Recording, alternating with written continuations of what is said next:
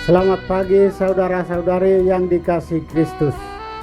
Mari kita mengawali hari baru dengan mendengarkan firman Tuhan yang diambil dari Injil Lukas pasal 4 ayat 24 sampai dengan 30.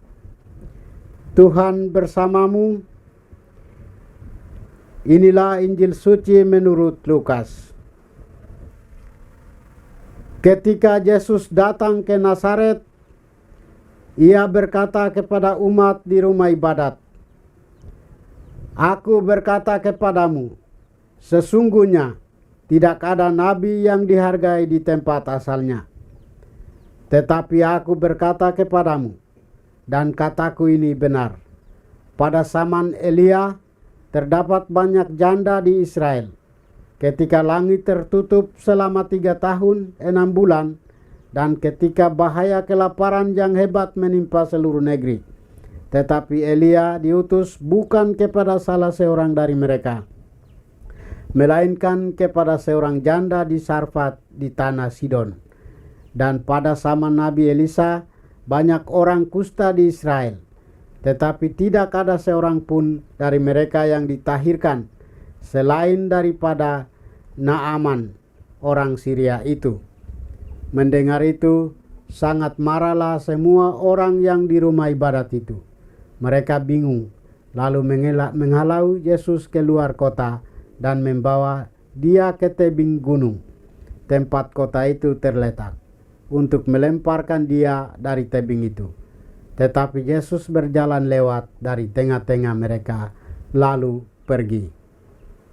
Demikianlah sabda Tuhan. Saudara-saudari yang dikasihi Kristus, tema yang akan kita renungkan pada hari ini adalah tentang ditolak. Saudara-saudari, Yesus telah beberapa waktu berkhotbah di desa-desa dan di kota-kota di Galilea. Kembali ke Nazaret, tempat Ia dibesarkan. Yesus mau mewartakan dan membagikan kebaikan pada orang-orang di kampung halamannya. Namun demikian, ternyata mereka menolaknya.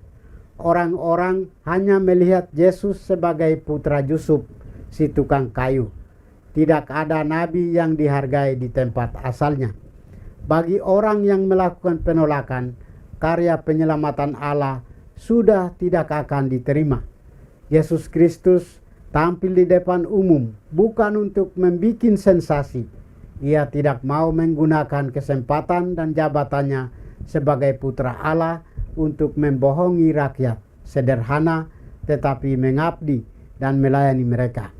Ia tidak mau mengadakan mujizat karena disuruh.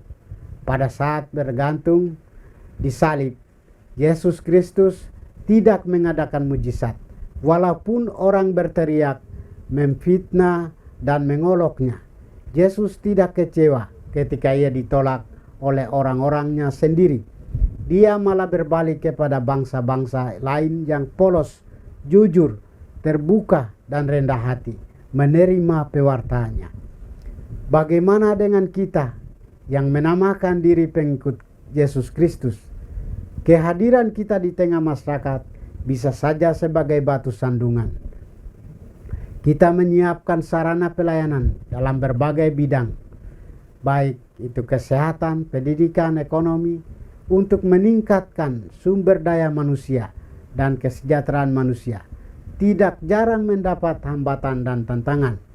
Apakah pewartaan iman, harap dan kasih dalam kata dan perbuatan masih relevan untuk manusia zaman ini yang lagi besar kepala tetapi beku hati nuraninya?